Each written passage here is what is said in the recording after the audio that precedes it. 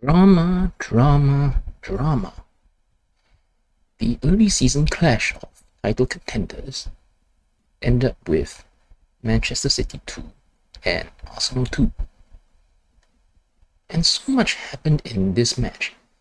Not just the goals, but when you look at the fact that both teams were challenging for the title last season and are also expected to challenge for the title this season.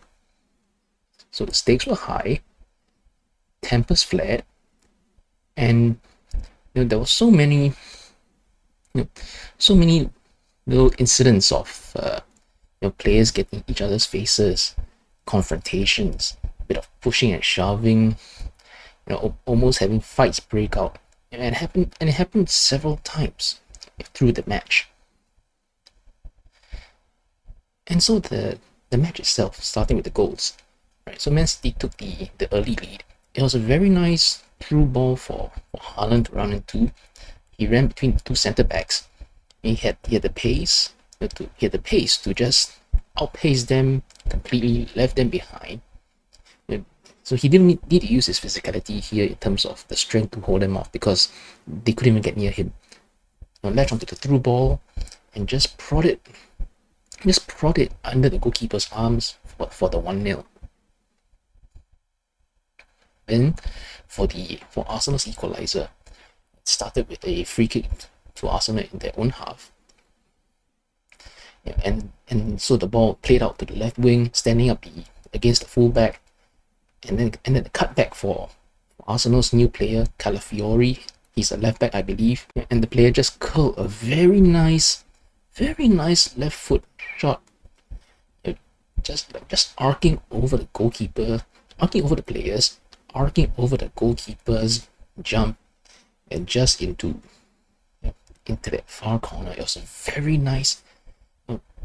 It's one of those, just perfect type of shot.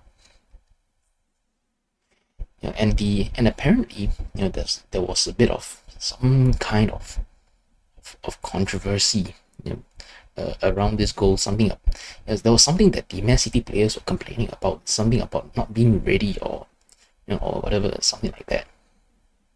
But ultimately, the goal stood. Then late in the first half, Arsenal have a corner, and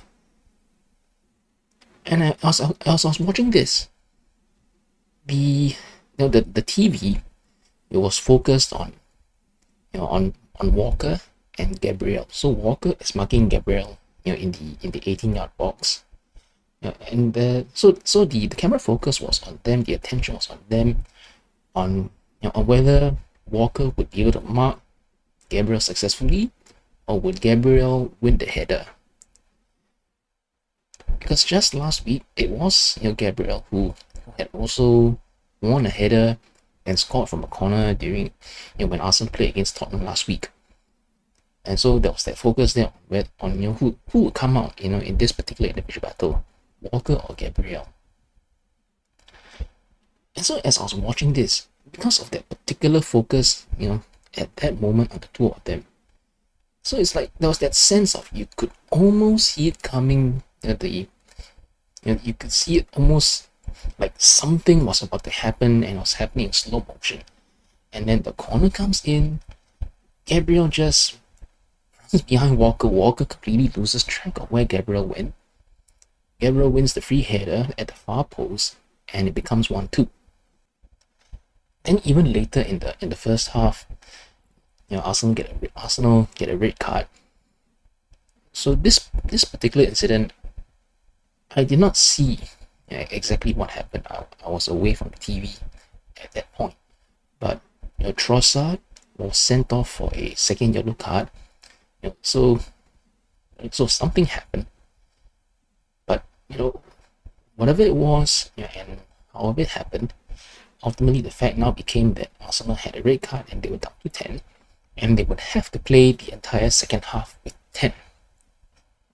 Then so now this, the second half, it pretty much went the way, in terms of the flow of the match.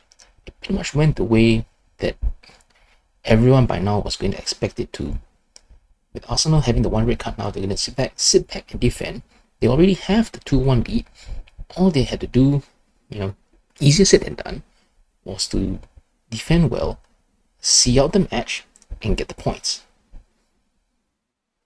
And of course, Man City, they had pretty much all the possession. They had so many shots. I have no idea how many shots they had, but apparently the count was, went into the double digits, maybe 10 or 20 or something like that. It was that kind of situation now in the second half. So this second half, granted, it was not a very good looking, aesthetically pleasing type of situation to see, with the one-sided nature of the second half.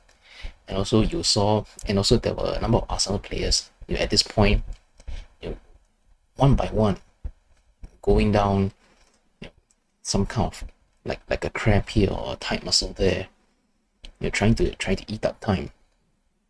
But ultimately, whether or not it didn't look good, or whether or not it was quote unquote unsavory behavior, the Arsenal players were doing what they needed to do to try and see out the match and get the result that they had in their hands at that time with the 2-1 lead. Then more drama right at the end. 97th minute, a Man City corner comes in, and this was quite a very smart routine. Man City played a short corner. It comes in. Then the ball is passed back to the player who had initially taken the corner, Jack Grealish, I believe it was.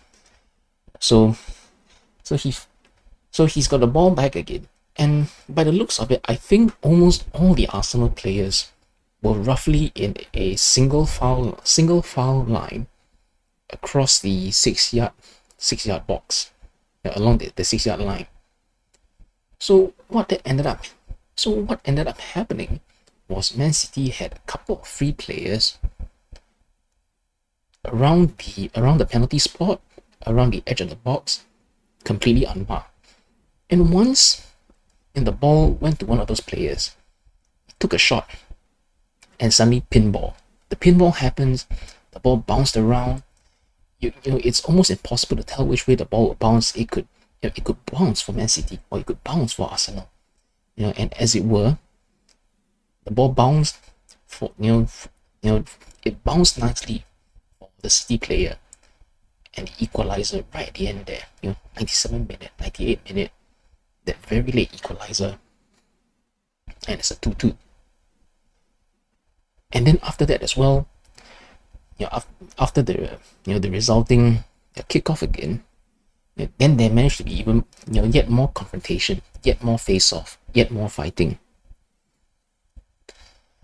This match as a whole, it was very dramatic, pretty much from start to finish. Not just for the goals that were scored. You got the goals that were scored. You have some of the